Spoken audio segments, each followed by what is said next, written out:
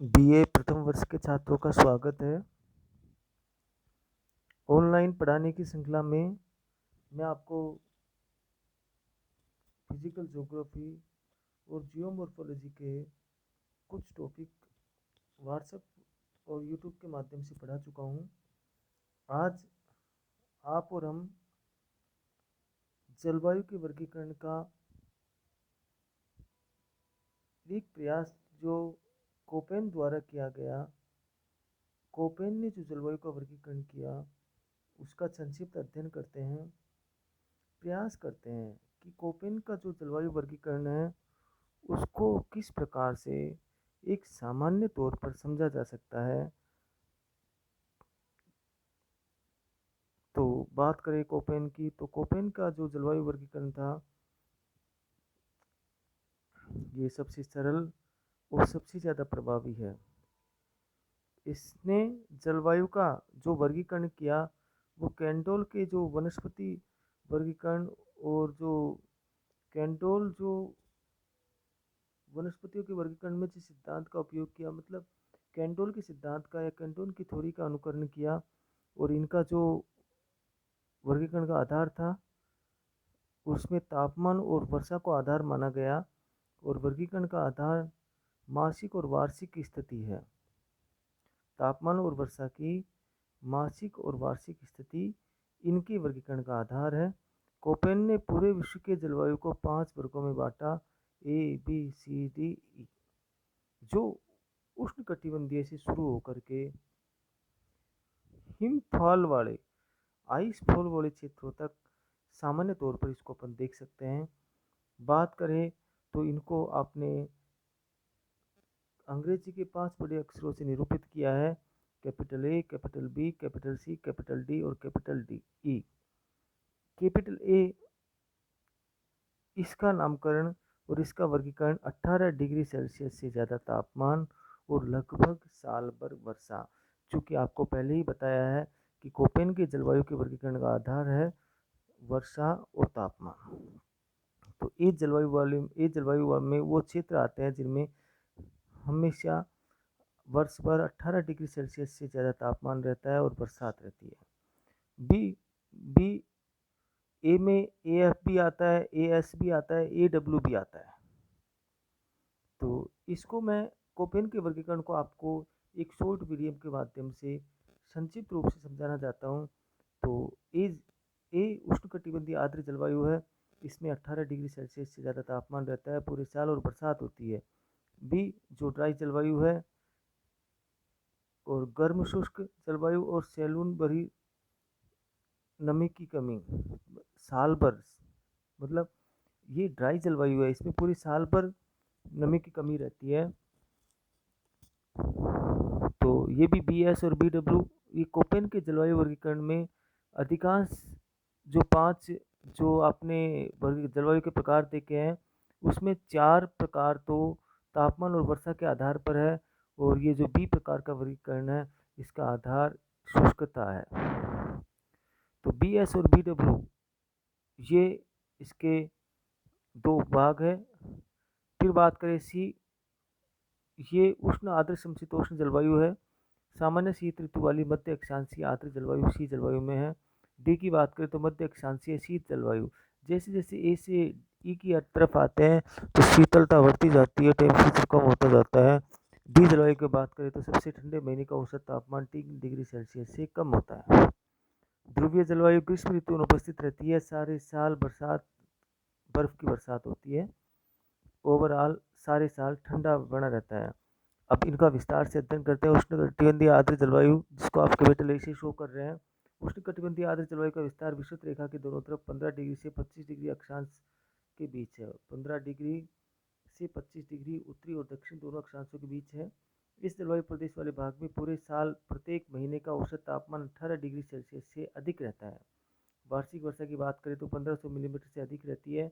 वर्षा तापमान और शुष्कता के आधार पर इस जलवायु प्रदेश को 3 उपवर्गों में बांटा जाता है, जैसे कि मैंने पहले बताया था, A S, A W, A F. यहाँ मासिक तापांतर 3 डिग्री सेल्सियस से अधिक नहीं हो पाता, क्योंकि इस क्षेत्र में सूर्य ताप की अधिक मात्रा प्राप्त होती है। तो हमेशा ही एक जैसा ताप रहता है तो तापांतर कम होता है। तथा दोपहर बाद का आकाशीय और कपासी वर्षी बादल छा जाते हैं और मूसलाधार बरसात होती है। ये जनरली विश्वोत्तरी के क्षेत्रों की विशेषता है, जिससे नमी बनी रहती है। तो शाम तक लगभग बरसात हो जाती है।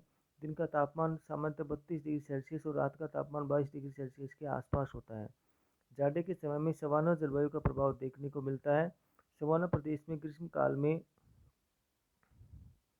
1000 मिलीमीटर से अधिक वर्षा प्राप्त नहीं होती। इस जलवायु प्रदेश में धरातल का 20% और महासागर का 40% भाग को घेरे हुए है। ओवरऑल इस जलवायु प्रदेश का विस्तार ज़्यादा है। शुष्क जलवायु, जिसको आप बी वर्ग से दर्शा रहे थे, इस जलवायु की मुख्य विशेषता यह है कि वाष्पीकरण की तुलना में वर्षा बहुत ही कम होती है। तो इसलिए ये क्षेत्र ड्राई है, क्योंकि बरसात कम है और वाष्पीकरण ज़्यादा है। टेम्परेचर ज़्यादा होने की वजह से भाप तो ज़्यादा बनती है, पर बरसात उतनी नहीं हो पाती। इस प्रदेश का विस्तार 20 से 35 डिग्री उत्तरी अक्षांश के बीच है, जो महाद्वीप के बड़े हिस्से पर फैले हुए हैं। यहाँ मध्य अक्षांशों के लगभग चारों ओर पर्वतों की सीरीज पाई जाती है, श्रृंखला पाई जाती है, श्रेणी पाई जाती है। तापमान और अधिक वर्षा के आधार पर दो प्रकार के होते हैं, बी एस और बी डब्ल्यू। तो बी एस स्टेपी जलवायु, बी डब्ल्यू मरुस्थलीय जलवायु। मरुस्थलीय जलवायु की बात करें, बी डब्ल्यू की बात करें, इस जलवायु प्रदेश की मुख्य विशेषता जल की कमी है। तो मरुस्थलों में जल की कमी रहती है। यह कमी प्रभावी वर्षा के कारण होती है। बहुत कम बरसात होती है। सहारा, अरब, थार, दक्षिण पश्चिम यूएसए व ऑस्ट्रेलिया में इसी प्रकार की जलवायु पाई जाती है। यहाँ मरुद्वृत वनस्पति पाई जाती है, जीरोफाइटिक वनस्पति पाई जाती है। इसके अंदर लघु जलवायु क्षेत्र के लिए एच और के, जो हॉट होता है उसके लिए एच और जो ठंडा होता है उसके लिए के अक्षर का प्रयोग किया जाता है। एच का औसत वार्षिक तापमान 18 डिग्री सेल्सियस से कम तथा के का औसत वार्षिक, तो एच जो हॉट होता है उसका औसत वार्षिक तापमान 18 डिग्री सेल्सियस से अधिक होता है, और जो के होता है उसका औसत वार्षिक तापमान 18 डिग्री सेल्सियस से कम होता है। एक गर्म है और एक ठंडा है। स्टेपी जलवायु, यहाँ भी अल्प वर्षा होती है। वर्षा की वार्षिक मात्रा 30 सेंटीमीटर होती है। औसत वार्षिक तापमान 21 डिग्री सेल्सियस और तापांतर 13 डिग्री सेल्सियस होता है। इस प्रदेश में घासों की बहुलता होती है। स्टेपीज घास पाई जाती है, इसके जो संपूर्ण धरातल का 14% भाग पर फैला हुआ है। स्टेपीज जलवायु, इसके निम्न अक्षांशों वाले भागों में गर्मी में वर्षा होती है, जबकि उच्च अक्षांशों में शीतकाल में बरसात होती है। आर्द्र शीतोष्ण कटिबंधीय जलवायु,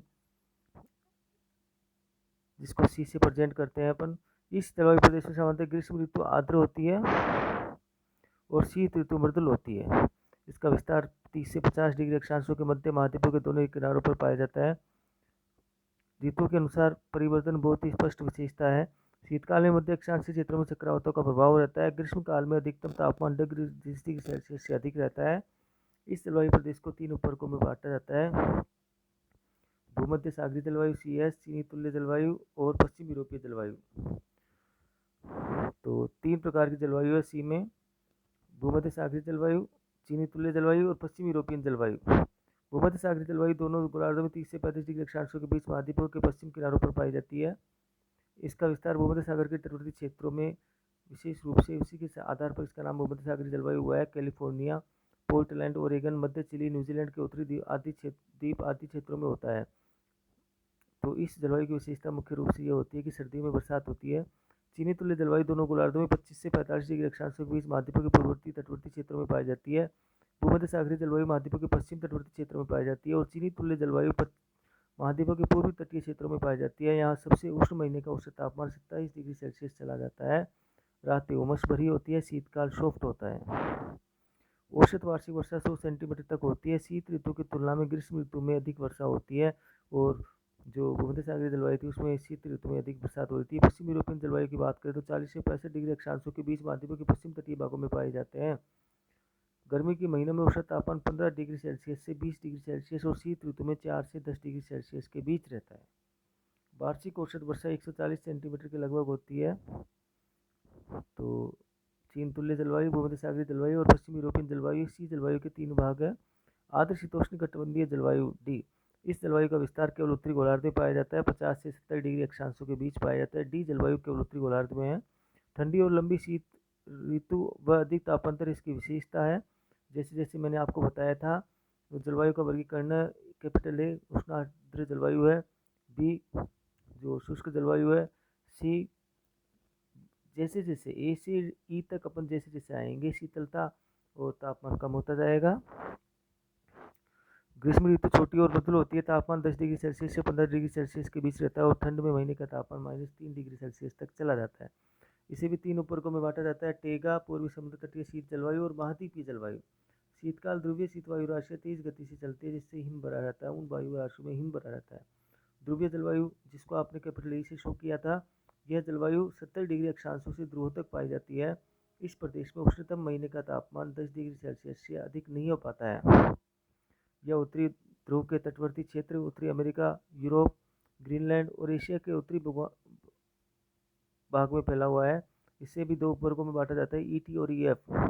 ईटी टुंड्रा और ईएफ जहाँ हमेशा बर्फ जमी रहती है, हमेशा बर्फ से आच्छादित रहता है। टुंड्रा प्रदेश में औसत तापमान -2 डिग्री सेल्सियस या इससे भी कम होता है और मृदा के अंदर का भाग स्थायी तुषार भूमि के रूप में जमा हो जाता है। तो ईटी और ईएफ। तो इस प्रकार से आपने देखा कि कोफेन ने जो अपना जलवायु वर्गीकरण किया, वो कैंडोल के वनस्पति वर्गीकरण के आधार पर जो कैंडोल का जो वर्गीकरण था, उसके आधार पर कहा कि किस प्रकार से कौन कौन से पौधे, और उनका जो वर्गीकरण था वो भी तापमान और आर्द्रता के आधार पर ही था। तो उसमें बताया था उन्होंने, तो उसी को आधार मान करके इन्होंने जलवायु का वर्गीकरण प्रस्तुत किया। बहुत बहुत धन्यवाद।